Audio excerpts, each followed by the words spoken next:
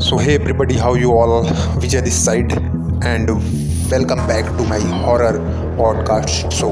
So if you are really enjoying my podcast, then tap the subscribe button and do like and comment after listening my podcast. So let's listen and enjoy.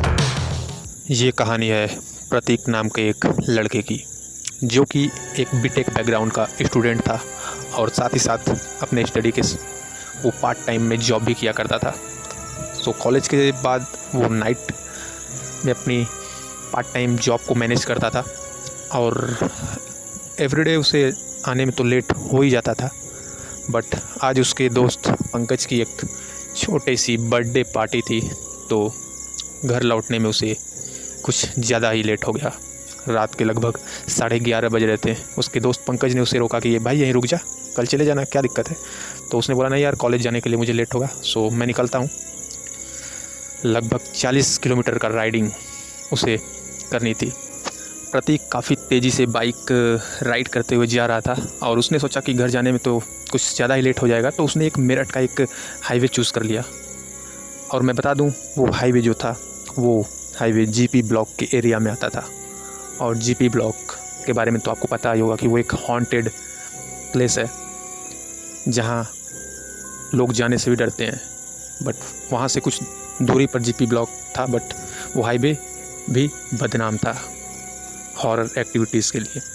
तो लगभग आधे घंटे की riding के बाद highway के पास से एक कब्रिस्तान गुजरा और कुछ दूर जाने के बाद प्रतीक को एक इंसान रोड पर गिरा हुआ दिखा। प्रतीक ने अचानक ब्रेक मारी और उस आदमी के पास जाकर उसकी मदद करने की सोची। जैसे ही वो उस आदमी के पास गया, वो आदमी का चेहरा देखकर प्रतीक काफ़ी डर गया, क्योंकि उस इंसान की आंखें नहीं थी। उसकी आंखों से और उसके मुंह से खून काफ़ी बह रहा था।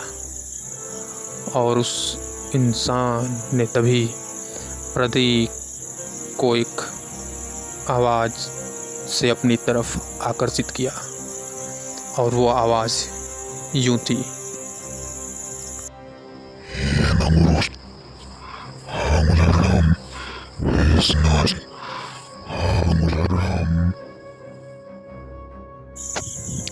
प्रतीक ने जैसे ही उस इंसान की इस डरावनी भरी आवाज़ को सुना, मानो वो वहीं जम सा गया था। प्रतीक को उस इंसान की बात तो नहीं समझ में आई, बट वो जान गया था कि उसने बहुत बड़ी गलती कर दी है उस इंसान की मदद करने की सोचकर। प्रतीक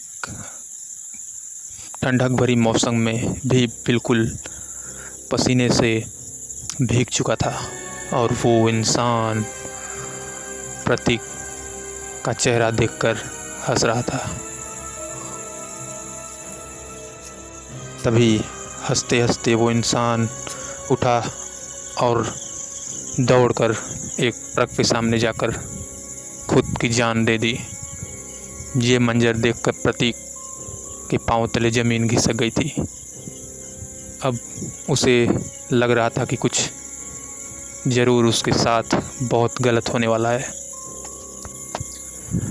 कुछ देर वहाँ पर पुतले की भांति खड़े रहने के बाद प्रतीक का फ़ोन बजा, और प्रतीक का ध्यान अपने फ़ोन पर आया।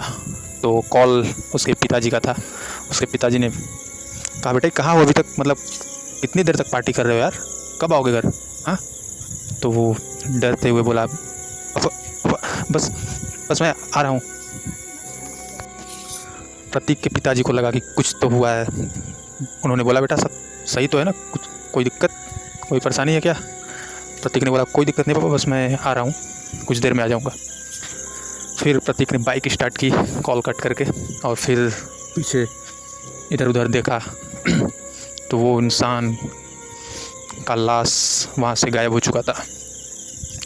फिर प्रतीक ने उससे सारी चीज़ों को अपने माइंड से निकाला और वहाँ से चल दिया घर की तरफ। और लगभग कुछ देर बाइक चलाने के बाद वो घर पहुंचा।